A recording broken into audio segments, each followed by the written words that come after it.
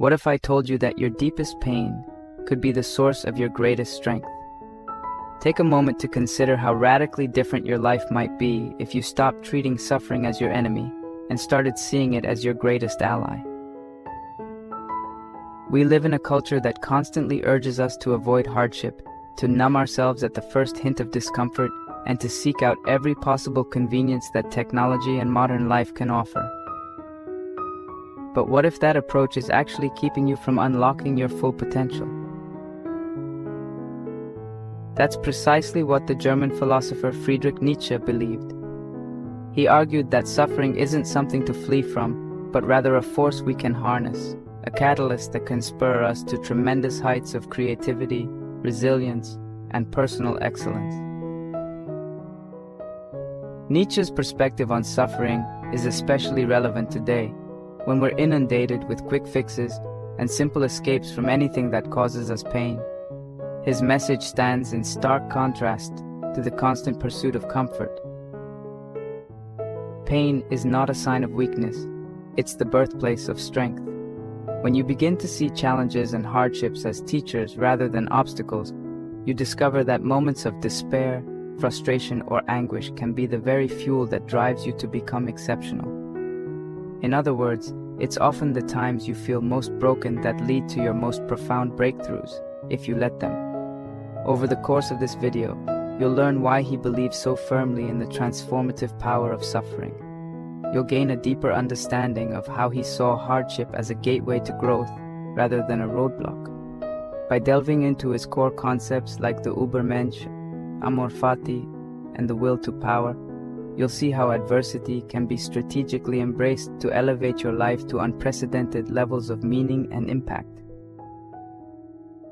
Instead of dreading those moments of pain and uncertainty, you'll discover how to reframe them, cultivate an unbreakable spirit, and channel your struggles into something extraordinarily productive. If you watch until the end, you'll walk away with practical insights on how to reinterpret your own suffering and use it as a springboard for self-discovery. You'll learn to reject the mindset that views pain solely as a burden and instead adopt the belief that struggle is an integral part of becoming the strongest, most authentic version of yourself. You'll hear why Nietzsche was convinced that avoiding hardship at all costs is one of the biggest mistakes we can make, and how it leads to a half-lived life that never truly taps into the depths of our capabilities. More importantly, you'll find out how you can incorporate Nietzsche's philosophies into your everyday life, shifting from a default response of resistance and dread toward a more proactive stance that sees problems and setbacks as vital elements of growth. Whether you're facing an uphill battle at work, wrestling with a personal crisis, or searching for a deeper sense of purpose, Nietzsche's bold challenge to embrace suffering could be the very key that propels you to new heights. His ideas may not always be easy to swallow. After all, they force us to confront discomfort head-on, but they hold the promise of a more dynamic, empowered, and ultimately fulfilling existence. So, if you're ready to discover how your hardest moments can become the stepping stones to greatness, stay with me. Nietzsche's guide to using suffering as a powerful tool for self-transformation might just be the spark you need to start viewing pain in an entirely new light, and to rise above your limitations in ways you never thought possible.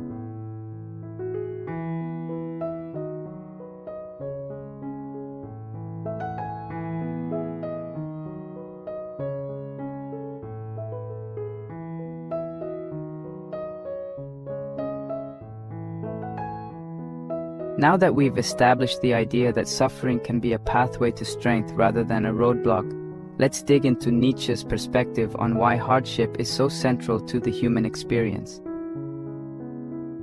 He famously declared, "To live is to suffer, to survive is to find some meaning in the suffering."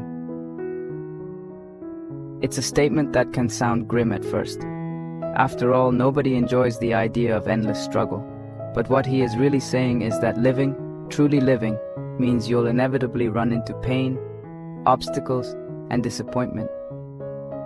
Those are natural elements of being alive.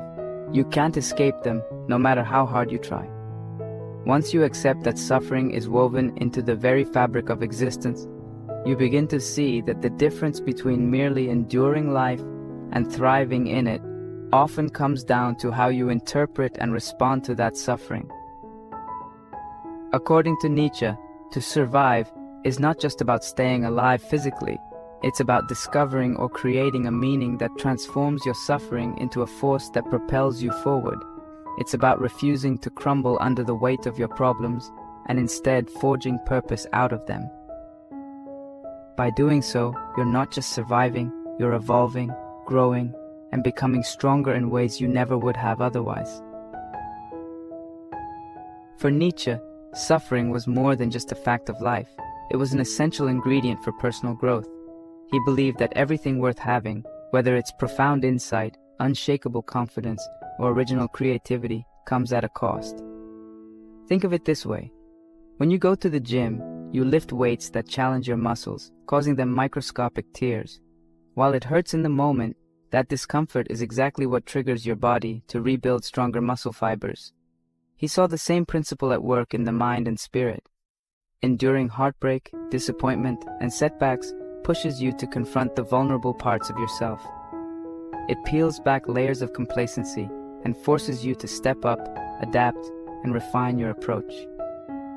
In his view, a life free of all difficulty might seem appealing at first glance, but it's a life that would rob you of real transformation. Without challenges, we risk remaining stagnant, never discovering the deeper resources of courage, creativity, and resolve that lie dormant within us. And it's not just about pain for its own sake. Nietzsche wasn't saying, go out and get hurt for fun. Rather, he was pointing out that pain is an unavoidable aspect of existence. And if you try to dodge it completely, you also dodge the lessons it has to teach you. Now let's compare this view with how most people approach pain and suffering today. Many of us live in a world that prizes quick fixes, instant gratification, and constant convenience. Whether it's food delivery at the push of a button, streaming entire TV series without leaving the couch, or leaning on social media for temporary distraction, modern technology makes it incredibly easy to sidestep anything uncomfortable. As a result, we've grown so used to seeking comfort that we often interpret any kind of hardship as a failure or a flaw. If a relationship becomes tough, we might think, this should be easier, and give up. If a job becomes challenging, we might assume, I'm not cut out for this, and look for something simpler. Our cultural messaging often encourages us to avoid the grind, to keep ourselves endlessly entertained, and to reach for a convenient escape whenever life gets tough. Nietzsche's philosophy directly confronts this mindset. He would argue that our collective obsession with avoiding adversity actually undermines our capacity to become remarkable individuals. When we dodge every obstacle or sanitize every hint of discomfort, we miss the growth that comes from wrestling with those very challenges. We lose opportunities to develop resilience, empathy, perseverance, and creative problem-solving skills. In other words, the modern pursuit of endless comfort might spare us a little pain in the short term, but it can also rob us of real growth in the long run. His take on suffering can serve as a powerful reminder that hardship isn't always a sign something has gone wrong. Instead, it can be a natural and even necessary part of a meaningful life. If you think back to any of your own struggles, maybe a big test at school, a conflict with a friend, or a period of uncertainty about your future, you'll likely recall how those moments, however painful, eventually led to insights or changes in your behavior. Perhaps you studied harder and discovered a new passion. Maybe you learned to communicate better and saved an important friendship. Or you took a leap of faith, tried a new path, and found a calling you love. None of that would have happened without some level of struggle nudging you to adapt.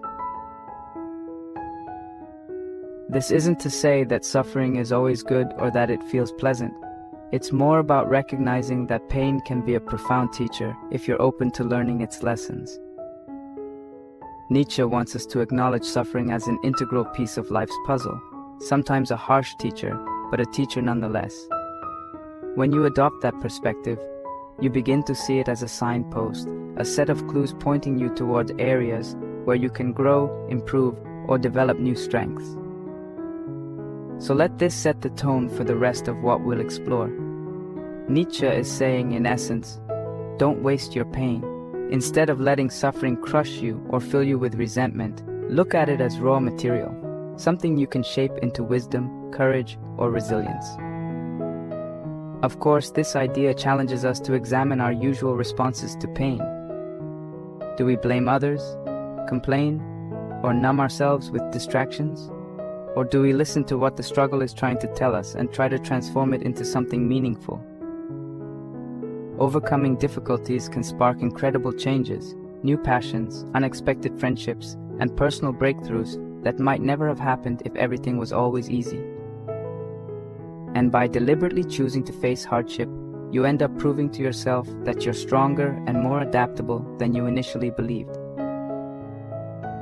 It's in these moments, he would say, that you begin to glimpse your own potential for greatness. You discover what you're truly capable of when comfort is stripped away, and that discovery can shape who you become in ways that might surprise even you. From here on, as we continue this journey through his philosophy, keep this image of suffering as a teacher firmly in mind. We're not going to wallow in misery, and we're not going to glorify pain for its own sake.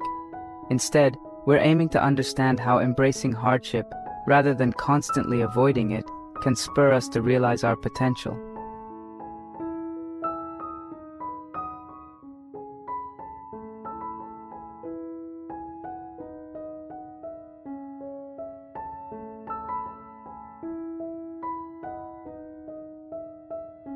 The next major piece of Nietzsche's philosophy, and one that has captured a great deal of public imagination, is his concept of the Übermensch, often translated as the Overman or Superman. This isn't the comic book hero leaping tall buildings with a red cape, but rather his vision of an elevated human being who has transcended the limitations of ordinary life. Think of the Übermensch as someone who has broken free from conventional morals and expectations, instead forging a new path guided by their own sense of purpose and creative power. In Nietzsche's mind, the Übermensch embodies the highest potential of humanity, a person who doesn't shy away from suffering, but integrates it into their pursuit of excellence.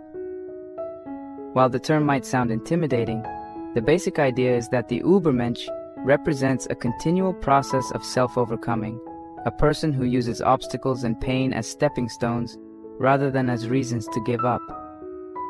This figure is not trapped by the rules society sets or by an internal fear of failure. Instead, they create their own values and continually push the boundaries of what's possible for a human being to achieve. For him, suffering is more than just an unfortunate reality in the life of the Übermensch. It's a powerful catalyst that spurs growth. While ordinary individuals might view adversity as a sign that they've done something wrong, or that life is unfair, the Übermensch sees hardship as a challenge, almost like a gauntlet thrown down by fate. In meeting this challenge head-on, they refine their strengths, develop new skills, and deepen their understanding of themselves and the world around them. This doesn't mean the Übermensch never feels pain or despair. On the contrary, they likely experience these feelings more intensely because they're so engaged with life.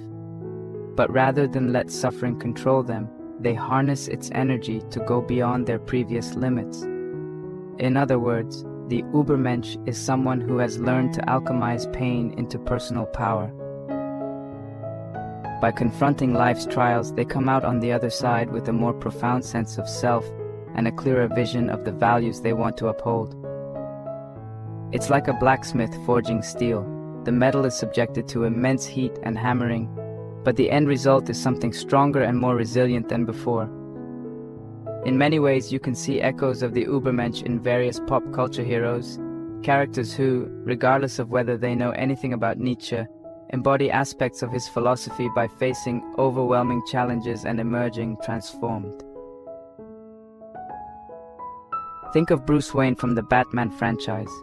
He experiences unimaginable loss as a child, witnessing the murder of his parents. Rather than let that trauma break him, He channels it into becoming a symbol of justice, training himself to the peak of human ability and dedicating his life to protecting others. Although Batman is a fictional creation, the essence of his journey mirrors Nietzsche's ideal. He transforms suffering into purpose. Another example might be Harry Potter, who grows up without his parents and faces constant danger at Hogwarts. He's not a perfect individual. He makes mistakes, feels fear, and endures grief. Yet each setback compels him to dig deeper and fight harder against the evils threatening his world. Over time, those hardships shape him into a leader willing to make sacrifices for what he believes is right. You can also see this theme of rising through adversity in sports stories like the journey of Rocky Balboa in the Rocky films. Rocky's whole story revolves around fighting against the odds, both literal and metaphorical, to prove he can become a champion boxer. His training montages and personal challenges aren't just about boxing, they're about self-transformation, the same kind that underlies Nietzsche's Übermensch. These characters, while fictional, serve as powerful metaphors for what it means to rise above life's trials. They illustrate the principle that greatness often emerges in the furnace of struggle. Importantly, it's not enough to simply endure pain. The key is to use that pain to reshape yourself, to question old assumptions, and to forge new paths forward. That is precisely what the Übermensch does. Far from passively accepting suffering, the Übermensch actively engages with it, seeing it as a puzzle to solve or a resource to tap. This proactive stance contrasts sharply with a more passive approach, where one might just complain about problems or try to escape them through distractions. In modern culture, it's easy to numb discomfort with endless entertainment or to blame society for everything that goes wrong, but those strategies do little to foster inner growth. Nietzsche, by contrast, challenges us to meet hardship with creativity, courage, and a willingness to transform ourselves from the inside out. Another important point is that the Übermensch isn't born fully formed. It's not as if someone simply wakes up one day as this ideal figure. Instead, he envisioned the Übermensch as a potential that exists within humans, one that must be cultivated. That's one of the reasons he spoke passionately about self-overcoming. The process of becoming an Übermensch involves consistently pushing yourself to new heights, questioning hand-me-down beliefs, and refusing to remain stagnant. It's a perpetual evolution, a constant reaffirmation of your own life in the face of everything that might threaten to tear you down. This ties back to the idea that suffering can actually serve as a crucible for personal development. Every time you face a situation that tests your resolve, you have an opportunity to learn something new about your capabilities. You might discover that you're braver than you thought, more resourceful, or more compassionate. Or you might find out where you're lacking and use that knowledge to grow stronger. In either case, suffering becomes less of a dead end and more of a signpost guiding you forward. What's especially important to remember is that he wasn't saying only a handful of chosen people could embody these qualities. Rather, he was issuing a kind of challenge or call to humanity to break free from complacency, from old moral codes that stifle growth, and from the fear of standing out or breaking norms. In his view, each of us has the capacity to aim for something higher than just getting by. If you embrace the mindset of the Übermensch, you see life not as a series of burdens that wear you down, but as an ongoing opportunity to make yourself and your world better. This doesn't guarantee a life free from pain, quite the opposite. It likely means you'll encounter more resistance, because forging your own path often puts you at odds with traditional thinking or expectations. But the reward, Nietzsche insists, is a depth of personal fulfillment and a sense of self-actualization that can't be matched by merely playing it safe. One of the challenges in understanding him is that some people misinterpret the Übermensch as a figure who's arrogant or who exercises power over others in a tyrannical way. That's a misunderstanding. The Übermensch isn't about dominating other people or proving you're superior to them. It's about self-mastery, having such a strong internal compass that outside pressures don't break you. The Übermensch might clash with society, but not because they crave chaos or destruction. Rather, they do so because they are creating new values that may run counter to the accepted norms of the time. This act of creating values often emerges from a deep personal confrontation with suffering and the realization that the existing moral framework offers no adequate resolution. Instead of being trapped by those limitations, the Übermensch invents a new, more life-affirming path. At its core, the Übermensch concept reinforces the main theme we've been discussing. Suffering, if embraced thoughtfully, can be a ladder to something greater. It might be tempting to imagine that a life devoid of pain would be ideal, but Nietzsche saw such a life as shallow and unfulfilled. For him, true greatness emerges in the space where you wrestle with adversity, where you refuse to let disappointment and heartbreak define you. By doing this, you're not just surviving hardship, you're leveraging it for your own evolution. This perspective can dramatically shift the way you respond to challenges in your own life. Instead of thinking, "I wish this never happened to me," you might start asking, "How can I use this experience to become stronger, wiser, and more creative?" The essence of the Übermensch is therefore the power of transformation. Pain and suffering become raw materials, like clay in the hands of a sculptor. It's your commitment to growth that shapes those materials into something meaningful. When you see a person who has endured unimaginable trials, whether it's losing loved ones, battling illness, or surviving a deeply unjust system, and still emerges with a heart capable of love and a mind capable of envisioning a better future, you are seeing the spirit of the Übermensch in action. You are seeing an individual who refuses to be crushed by adversity and who uses that adversity as a stepping stone to a richer, more authentic life. The challenge for each of us is to decide whether we want to continue evading suffering or whether we want to face it head on and let it forge us into someone who embodies this higher ideal. That choice, according to Nietzsche, is a radical one. It demands that we abandon the comforts of complacency and the excuses that come with it. But if we accept the call, we discover a sense of purpose and empowerment that only emerges when we test ourselves against life's hardest moments.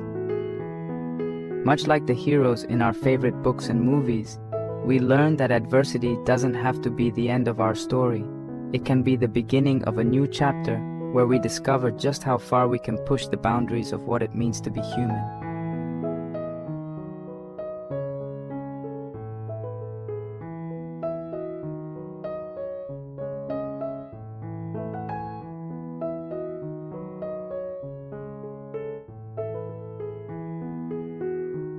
One of the most striking ideas you'll find in Nietzsche's philosophy is the concept of amor fati, which is often translated as love of fate. This isn't just about accepting your life circumstances grudgingly. It's about welcoming everything that happens to you, both the wonderful and the heartbreaking, with an attitude of genuine affirmation. He believed that to fully embrace life, you have to stop fighting against every setback and disappointment. Instead, you open your arms to the totality of your experience, saying, in essence, "Yes, this is my life, and I will love it in its entirety." That can sound daunting, especially when we think about the painful realities we often face. The loss of loved ones, failure in school or work, heartbreak or health struggles. Yet Nietzsche's daring claim is that it's precisely by loving these difficult chapters that we discover a deeper, more resilient sense of self. By choosing to love our fate rather than merely tolerate it, we begin to see that each challenge can sharpen our character and deepen our understanding of what truly matters to us. When you love your fate, you aren't just gritting your teeth and pushing forward. You're saying yes to the life that made you who you are, thorns and all. To understand why loving our fate can make life so much richer, it helps to think about how most of us react to hardship. Typically, we resist it. When things don't go our way, we complain, feel sorry for ourselves, or try to find someone or something to blame. In doing so, we place ourselves in a state of conflict with reality. Instead of working with the situation we're facing, we waste our energy wishing it weren't happening. Amor Fati flips this usual response by inviting us to accept events exactly as they are. But more than mere acceptance, it goes further. It asks us to see the hidden value in every twist and turn of our story. If you reflect honestly on your own life, you may realize that some of your most challenging moments were also the ones that taught you the most important lessons. Maybe failing a crucial exam made you realize you needed better time management or a different career path. Perhaps experiencing heartbreak pushed you to understand yourself better and become more compassionate in future relationships. Amor Fati says, don't just tolerate these events, love them, because they've played a role in shaping the strongest, wisest version of you. When you look at your personal history through this lens, you start to see that even your worst days helped set the stage for new insights, relationships, or directions you'd otherwise never have encountered. But how does one go about embracing fate in a world that often feels uncertain and unfair? The shift begins in your mindset. First, it's crucial to separate acceptance from resignation. Resignation implies giving up, thinking you have no agency or ability to change things. Acceptance, in the sense of Amor Fati, is something completely different. It's the willingness to acknowledge your circumstances fully, without pretending they're different than they are, and then acting in the most constructive way possible. You might say, yes, this situation is difficult, but I can still choose how I respond. By taking ownership of your reaction, by deciding that every event holds a lesson, your attitude shifts from victimhood to empowerment. To illustrate this, imagine you're stuck in traffic on the day of an important interview. The resigned person might boil over with anger, blame the city for bad planning, or give up entirely, convinced they'll miss the opportunity. The person practicing Amor Fati, on the other hand, might think, this is stressful, but what's the best action I can take right now? Maybe I can call ahead, inform them I'll be late, or consider alternative routes. Instead of being paralyzed by the situation, you find a productive way to cope. This approach applies to deeper struggles as well, such as losing a job or going through a painful breakup. By viewing every problem as a lesson, rather than a final verdict on your life, you open the door to personal growth and change. At this point, you might wonder how exactly one can develop the habit of loving their fate, especially when the fate in question involves suffering. A practical first step is to reframe your thoughts about hardship. Instead of saying, why me? Ask yourself, what can I learn from this? Or, how might this experience be guiding me towards something greater? This simple shift in questioning changes your focus from self-pity to self-discovery. Another useful practice is journaling. When you're confronted with adversity, write down what happened and how it made you feel. Then, deliberately look for any positive aspect or potential opportunity that could come out of the situation. It's not about lying to yourself or ignoring real pain. By all means, acknowledge those feelings, but it's about actively seeking something useful within the turmoil. For instance, if you've had a major argument with a friend, you might see it as a chance to develop better communication skills or examine the health of that friendship. If you failed at a project you cared about, you might view that failure as pushing you to acquire new skills or try a different path that suits you better. Another powerful method to cultivate Amor Fati is mindfulness. When you notice yourself sinking into anger or frustration because life isn't going as planned, pause. Take a breath and ask, is there a reason this might be happening? What is this trying to teach me? Mindfulness helps you recognize that your immediate reaction, anger, blame, or sadness, may not be the whole story. Beneath that initial wave of emotion, there could be insights waiting to emerge. You might discover that your disappointment is pointing to an underlying fear or a flawed assumption you've been making. You might also notice that your biggest source of frustration reveals what you care about the most. For example, if you get upset because your creative work gets criticized, It might show you how deeply you value artistic expression and how important it is for you to refine your craft. By taking a mindful look at your emotional responses, you can start rewriting the story you tell yourself about hardship, transitioning from "life is unfair to me" to "life is showing me something important." It's important to note that loving your fate doesn't mean passively accepting every negative condition without seeking change. If you live in an unjust environment, you can still fight for justice. If you're in an unhealthy relationship, you can still walk away. If you're stuck in a harmful habit, you can still break it. What amor fati implies is that you don't hate the reality of where you are at this moment. Instead, you see it as a starting point, a raw material that you can work with to shape a better future. By loving your fate, you remove the layer of bitterness that often accompanies adversity, freeing up energy to actually address problems constructively. You're not weighed down by regret or endless what-if scenarios because you've accepted that, for better or worse, this is the life situation you must navigate right now. And with that acceptance comes clarity, determination, and a refusal to let circumstances define your potential. Ultimately, amor fati serves as a powerful antidote to despair or cynicism. When things go wrong, it's easy to fall into a downward spiral of negativity, questioning the point of trying at all.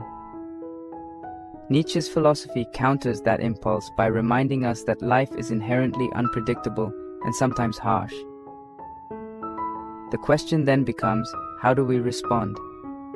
If we choose to love whatever comes our way, even while striving to improve or change our conditions, we foster a mindset that sees possibility in every challenge. This is especially relevant in today's world, where constant media messages might make us feel helpless or overwhelmed. By embracing amor fati, we start to see ourselves not as passive recipients of fate, but as active participants in our destiny, shaping and reshaping our existence through the way we interpret and engage with our experiences. Imagine you adopt this attitude consistently. Over time, you'd likely notice changes not only in how you deal with setbacks, but in how you approach opportunities. You wouldn't be held back by a fear of failure, because failure itself would be something you love, a chance to refine your path. You might take bigger risks in your career or personal life, knowing that even if things don't work out perfectly, you'll learn something valuable along the way. You might also find yourself being more empathetic to other people's struggles, because once you start loving your own fate, including your hardest moments, you gain a clearer understanding that everyone is wrestling with some burden in life. This empathy can strengthen your relationships and even inspire others to adopt a more constructive outlook. Remember that amor fati is ultimately a choice you make every day. It's not about having some mystical control over fate itself, but about controlling your reaction to fate. You decide whether to greet your trials with hatred, indifference, or love. And in choosing love, you're not only dissolving inner resistance that drains your energy, but you're also harnessing each twist of destiny to mold yourself into a more complete, enlightened version of who you can be.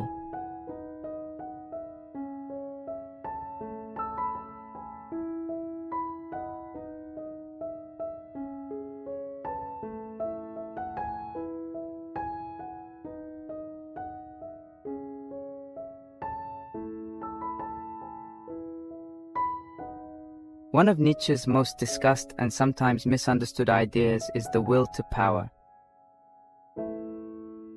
At its core, this concept speaks to the basic drive inside each of us to expand, achieve, and surpass our current limits. It's not just about raw ambition or wanting to control others. Instead, it's about a fundamental life force that pushes us to continually grow and transform ourselves. He believed that every living thing has some form of this will, from a plant stretching its roots toward water to a student striving to master a musical instrument. But for humans, this drive can become something extraordinary when we recognize it consciously and use it to reshape our lives, especially in the face of struggle. The will to power, then, is that spark that compels you to keep going, to take on new challenges, and to refuse stagnation. It's the inner flame that doesn't just accept what is, but constantly asks, how can I become more than I was yesterday? It's important to note that Nietzsche's will to power is often oversimplified as a lust for domination. That's not exactly what he meant. While some people might express their will to power by trying to control or harm others, he generally saw the healthiest and most admirable form of this will as a drive toward self-overcoming. It's the force that motivates you to master your weaknesses, confront your fears, and surpass your prior achievements. If you've ever felt the satisfaction of finally nailing a tough piece of music you've practiced for months, or overcoming a physical challenge like running a marathon, you've had a taste of what this concept is all about. It's that exhilarating realization that your potential may be greater than you ever imagined, and that the only way to discover it is through persistent effort and resilience. Rather than seeing power as a means to dominate, Nietzsche encourages us to view it as a route to develop our fullest selves. You might wonder how the will to power ties into the theme of suffering and adversity that has been running through these discussions. The answer is that struggle is the very fuel that keeps the will to power alive. Think about times you've grown the most in your own life. Often those leaps forward happened right after a challenging period, a rough patch in school, a difficult job, or a personal crisis. When things are too easy, there's little motivation to change or evolve. You can coast along in your comfort zone, but when adversity strikes, it awakens a deeper determination inside you. You find yourself compelled to solve problems, confront your limitations, and break through barriers you once thought were unbreakable. Nietzsche's insight is that hardships don't just test you, they can actually catalyze your will to power, prompting you to become someone stronger and more capable than before. You can see this dynamic play out in the stories of countless historical figures. Thomas Edison, for example, tested thousands of different materials before finally inventing a successful light bulb. Each failure could have discouraged him, but instead, it seemed to feed his resolve. This is a perfect illustration of harnessing the will to power. Rather than give up in the face of frustration, Edison used every failure as information for his next attempt, eventually transforming the energy of repeated disappointment into the brilliance of a world-changing invention. Another powerful example is Helen Keller, who lost both her hearing and sight at a very young age. Most would have considered her life path hopeless, yet through immense persistence, driven by a will that refused to accept defeat, she not only learned to communicate, but also became an influential author and advocate. Her incredible determination to overcome obstacles illustrates the same principle. Adversity lit a fire inside her that pushed her to exceed every expectation society had for her. One reason the will to power is so intimately linked with greatness is that it encourages a proactive approach to life's hurdles. When you recognize that part of you wants to push past limitations, you stop viewing obstacles as unfair punishments and start seeing them as opportunities to sharpen your skills or clarify your goals. For instance, if you fail an important exam, you might choose to double down on studying, seek help from a tutor, or reconsider your learning strategies. If you suffer from heartbreak, you might use that pain to learn more about your own needs and boundaries, ultimately forming healthier relationships in the future. By actively engaging with your problems, you're effectively saying, I refuse to let this define me. I will grow from this. This is the will to power at work, a steadfast commitment to turning adversity into advantage. To put this into practice, it's useful to cultivate habits that keep the will to power alive in your daily life. One such habit is setting short-term and long-term goals that challenge you just enough to make you stretch. If your targets are too easy, you won't awaken that inner drive. If they're too hard, you might become overwhelmed. But find that sweet spot. Maybe it's training for a 5K run if you've never gone that distance before, or learning a new language at a steady pace, and allow yourself to build confidence through each small victory.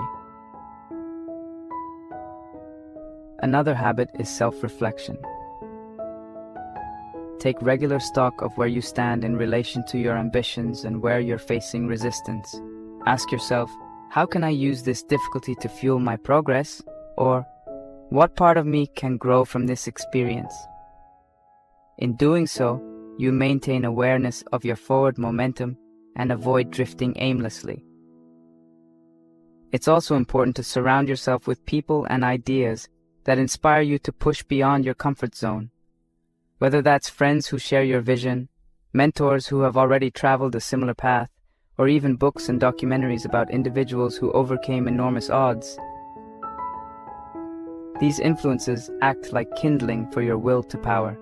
They remind you of what's possible when you refuse to let obstacles have the final say. This doesn't mean you won't stumble or feel discouraged.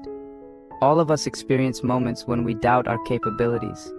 Yet the key is to harness that doubt and frustration, using it as a wake-up call to refine your approach, seek better resources, or develop stronger mental and emotional resilience.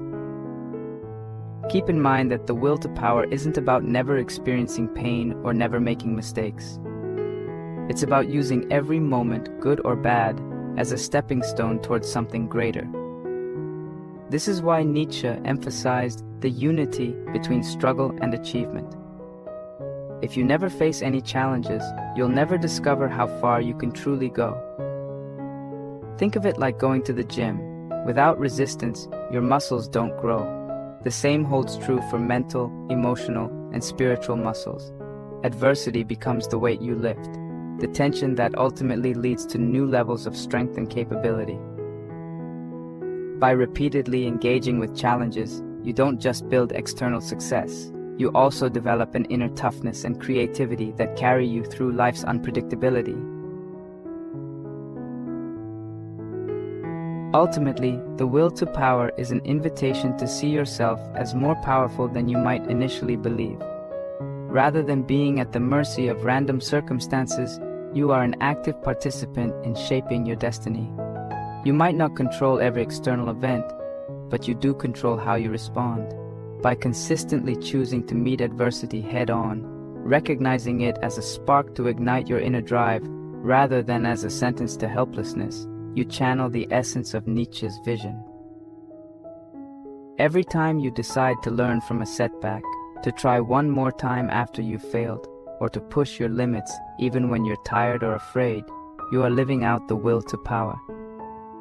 It's not a magical formula that guarantees immediate success, but it does lay the groundwork for continual self-improvement and the possibility of achieving more than you ever thought possible. When you think of the people who've changed the world for the better, be they civil rights leaders, groundbreaking scientists, pioneering artists, or entrepreneurs who reshaped entire industries, a common thread is this unstoppable drive. Their stories prove that greatness isn't reserved for a select few. Rather, it's a potential that exists in anyone who recognizes adversity as the fuel for progress. This realization resonates with what you've already learned about suffering as a teacher and about embracing your fate wholeheartedly. Each concept we've explored ties into a broader message. Life is demanding and unpredictable, but within that very challenge lies the spark of greatness. The will to power is in many ways the engine of that transformation, converting life's inevitable difficulties into a relentless push forward. By tapping into it, you don't just cope with suffering, you redefine it as the force that lifts you to new heights.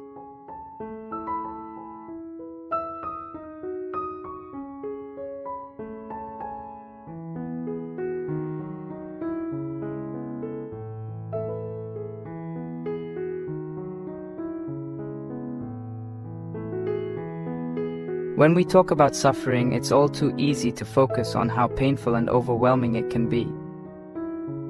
We naturally want to avoid it, minimize it, or remove it altogether. But Friedrich Nietzsche challenges that instinct by framing suffering as a critical test of resilience, an opportunity to gauge and ultimately strengthen your inner fortitude. In his view, the challenges you face are not random punishments but signals that you're stepping into territory where growth is possible. Think of it like a seed in the soil. Only by pushing through the dirt, grappling with darkness, and stretching itself toward the light can it bloom into a plant. You saw suffering as the rich, if sometimes harsh soil that forces you to dig deep and find out just how resilient you really are. This doesn't mean he celebrated misery for misery's sake. Rather, he believed that hardship could be transformed into an ally, reminding you that you're more robust and adaptable than you might imagine.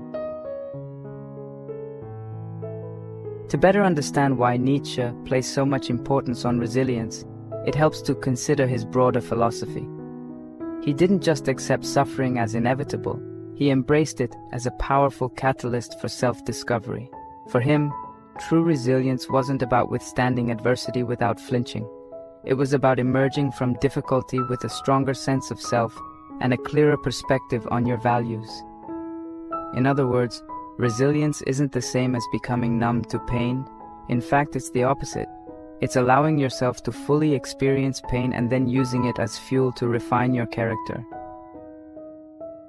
Maybe you've come across moments in your own life when you faced a daunting setback, like losing a scholarship or enduring a painful breakup, and discovered that in picking up the pieces, you tapped into reserves of courage and determination you hadn't known you possessed. That revelation, the awareness that you are more capable than you believed, is exactly what Nietzsche wanted us to uncover through the test of suffering. This notion resonates closely with the modern idea known as anti-fragility, a term popularized by author Nassim Nicholas Taleb. While resilient systems are those that can take a hit and return to their original state, anti-fragile systems actually grow stronger and more adaptable when exposed to stressors or uncertainty. Imagine a coffee cup as an example of fragility.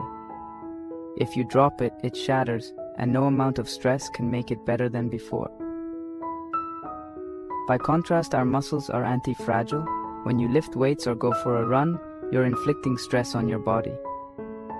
If that stress is appropriate and not excessive, your muscles adapt by growing denser, giving you more strength. In a philosophical sense, he viewed the human spirit similarly. He believed we're inherently capable of becoming more powerful, mentally, morally, and spiritually, when we grapple with trials. Each time life knocks us down, we can rebuild ourselves to be a bit tougher, wiser, or more compassionate than before.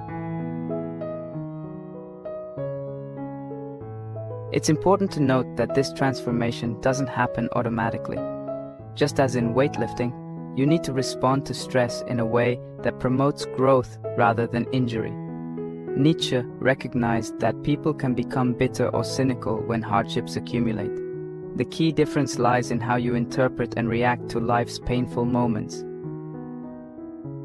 If you curse your circumstances and refuse to learn from them, you might end up more fragile, constantly feeling victimized by the world. But if you approach suffering with the mindset that it can test and refine you, then those challenges become something akin to a training regimen for the soul.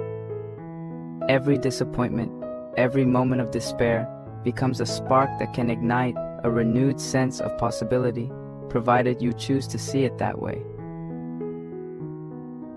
It's this choice, to interpret suffering as a catalyst rather than as a dead end, that Nietzsche believed separates those who stagnate from those who ascend to new levels of inner strength. At a practical level, cultivating anti-fragility in your life starts with small, deliberate actions that push you out of your comfort zone, much like gradually adding weight to a barbell over time. For instance, consider taking on tasks that are just beyond your current skill set. Maybe you volunteer to lead a group project when you normally prefer staying in the background. Or perhaps you challenge yourself physically by training for a race, even if you've never considered yourself athletic. By exposing yourself to manageable doses of difficulty, you learn to handle stress more effectively and build confidence in your ability to adapt. Over time, these incremental experiences add up, making you more equipped to face bigger obstacles without crumbling. In essence, You're practicing Nietzsche's vision of using suffering, or at least purposeful struggle, as a tool for growth. The more you do it, the more you realize that many limitations exist primarily in your mind, and adversity is sometimes just the nudge you need to break through them. But resilience also involves acknowledging the emotional weight that suffering can bring. He never insisted on denying or repressing feelings like sadness, anger, or disappointment. On the contrary, he believed it was vital to confront those emotions honestly. True resilience means allowing yourself to feel pain, to mourn losses, and to grieve over missed opportunities. Yet it also means not stopping there. After that period of emotional processing, resilience nudges you to ask, what can I learn from this? How can this experience sharpen my self-understanding or clarify my goals? The willingness to explore these questions candidly is what transforms raw hurt into a stepping stone for future growth. Without that willingness, suffering can calcify into resentment or self-pity, which stands in direct opposition to Nietzsche's call for self-overcoming. Moreover, his view of suffering as a test of resilience dovetails with the concept of self-ownership. He frequently wrote about taking responsibility for your own evolution, rather than waiting for external forces to fix your problems. When life strikes you down, no one else can decide how you'll respond. You might look for sympathy, or you might try to blame external events. But ultimately, it's up to you to interpret your hardships in a way that fosters growth. This act of self-interpretation is central to Nietzsche's thought, illustrating how subjective experience and personal accountability weave together.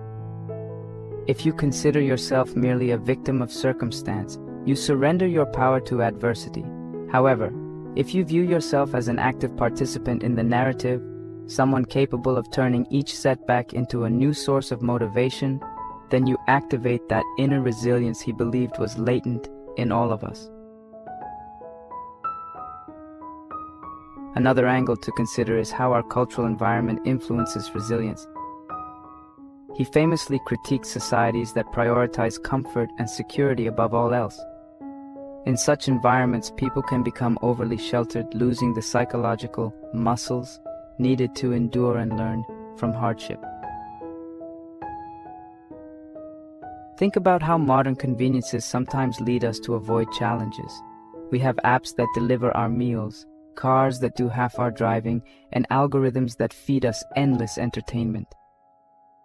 While these innovations make life easier, they can also dull our capacity to deal with the unpredictable. Nietzsche's emphasis on resilience serves as a wake-up call. If we never face tension or conflict, we might forget how resilient we can be. Anti-fragility, growing stronger through pressure, requires some form of pressure to begin with. So, it's often worthwhile to step outside of the bubble of comfort, whether that means traveling to unfamiliar places, picking up a new skill that initially feels daunting, or engaging in thoughtful debates that challenge your perspectives. Some people may worry that emphasizing suffering and resilience implies a grim, masochistic outlook on life, but Nietzsche's stance is more nuanced than that. He doesn't suggest going out of your way to seek pain at every turn. Instead, he points out that suffering is already an inevitable part of the human experience. Given that reality, why not approach adversity in a way that benefits you? Why not use those moments to test and expand your capacities, turning them into catalysts for a stronger, more insightful self?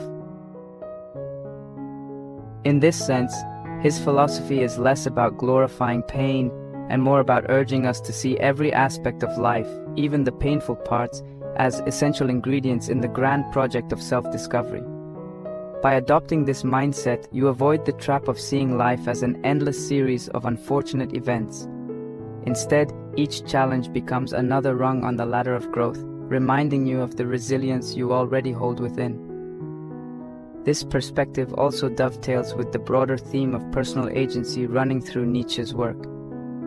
If you look at your sufferings as random punishments without meaning, you'll likely feel helpless and bitter. But if you choose to interpret them as necessary trials that can guide you toward maturity and understanding, you reclaim your agency. Every setback becomes a prompt to ask, where can I go from here? Or, how can I use this experience to become more capable and self-aware? This reframing shifts the emotional weight of suffering, transforming it from a shackle into a key that can unlock new dimensions of yourself. It's a bold philosophical stance, but one that has resonated with countless readers who have discovered just how empowering it can be to see adversity not as an end, but as a beginning, a chance to craft a narrative of resilience and self-invention. In the end, resilience through suffering, as Nietzsche imagined it, isn't about pretending adversity doesn't hurt. It's about recognizing that pain can serve as a powerful mirror, reflecting your innermost strengths and weaknesses back to you. When you stare into that mirror, you can either turn away in fear or use the reflection to correct course and push onward. Anti-fragility takes that idea a step further, suggesting that each wave of difficulty can make you more adaptable, more perceptive, and more prepared for the next challenge. This is how you evolve, not by living a life free of burdens, but by learning to carry those burdens with an unshakable determination. His message is that inside every moment of hardship lies a test of your resilience, a test that, once passed, lifts you to new levels of self-assurance and capability. Embrace that test, and you transform suffering from a source of defeat into the very crucible that shapes your most powerful self.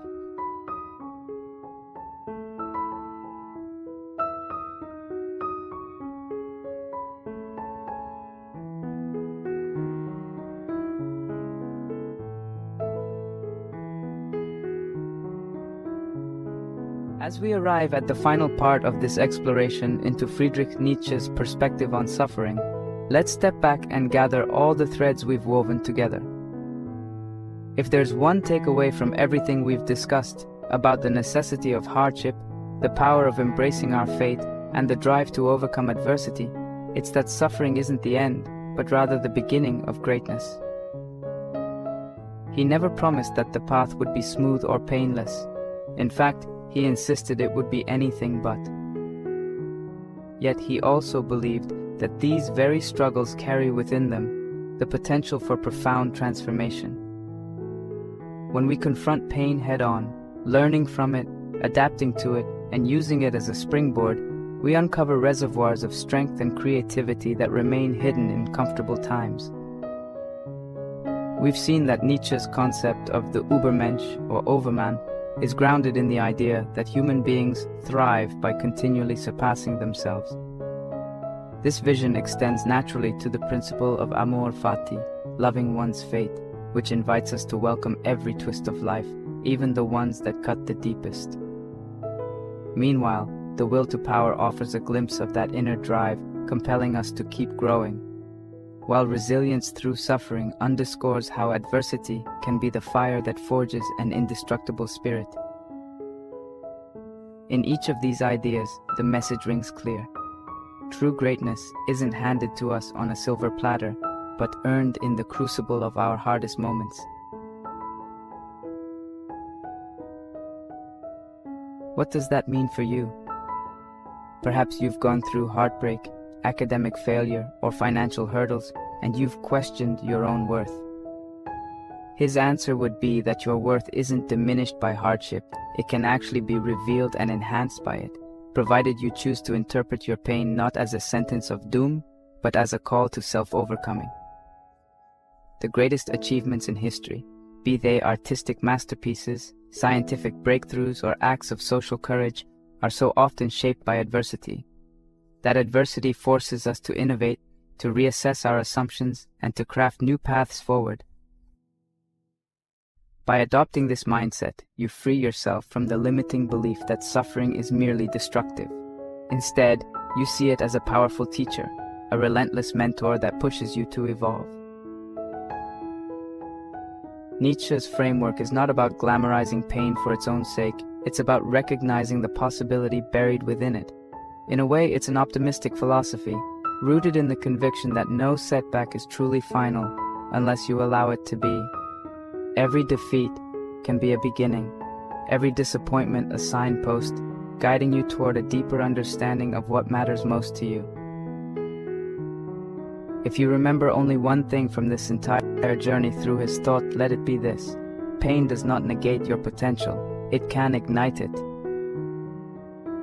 Let us close with a line that sums up Nietzsche's faith in our ability to find meaning amid life's turbulence. He who has a why to live can bear almost any how. Carry that message with you. Let your why be the beacon that illuminates your darkest hours, reminding you that in every trial lies the seed of your own greatness.